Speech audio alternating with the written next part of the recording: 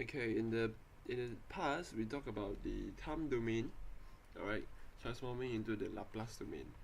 Alright, it's not in the past in this module, but in the past in whatever you have learned before, correct? So for example, you have a time domain, let's say your function is called t, correct? You may Laplace transform. Having said that, this green color portion is the one that performs the Laplace transform, and after which you'll get something like 1 over s, right? So the time domain, if you were to do that, you have this thing. Actually, it's 1 over s squared. Yeah, but anyway, nonetheless, I can also rewrite this t in terms of a state space. If you still remember in the control, if you don't know anything about state space, you can go to this my channel and then go to control female playlist.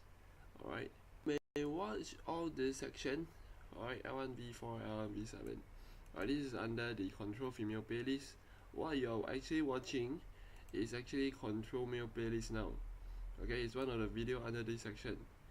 Alright, so be careful not to go into this channel, not to go into this playlist, but go into the control female playlist to look for the state space if you forget. Alright, so let's continue. Alright, so you can represent in terms of state space, and then after that you can rewrite your state space using all these matrices ax plus bu and this thing.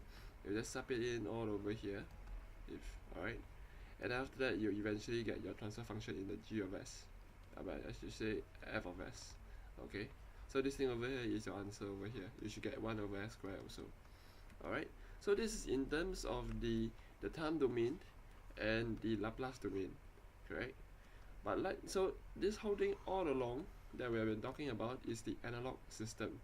Alright, from the time to the Laplace, it's all analog. But what about digital? So this one over here is your time domain and your Laplace domain that I've told you just now. This one is in the digital domain. This one are all in the analog domain. So in the digital domain it's the same thing. Alright, you can, instead of going through from the z transform, you can go instead of going through the Laplace transform, you can go into the z transform. Alright, and this one is something that you're familiar with. If you don't know anything about z transform, go to this playlist. In my this playlist, the control male playlist, you should watch these 6 videos.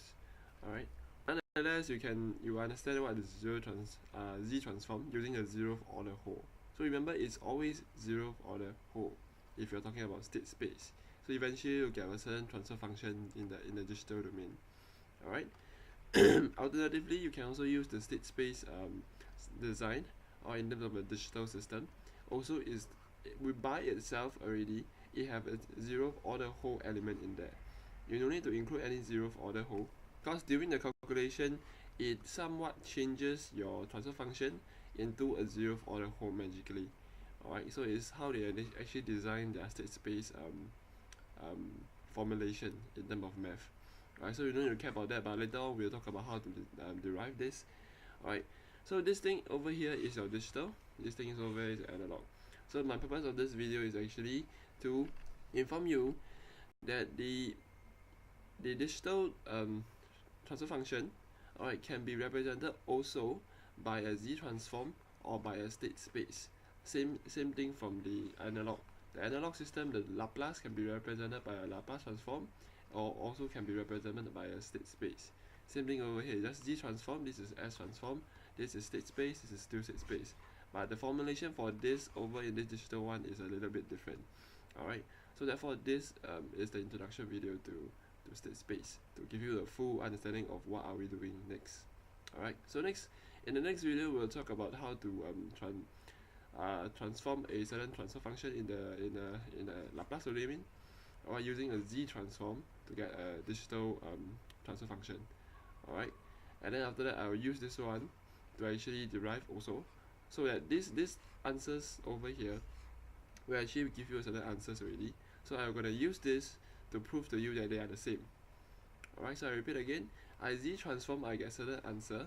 Alright, so this answer I reference with the answer that I use for the state space. So while I'll prove to you that using state space, it will get the same answer from when you have using z transform.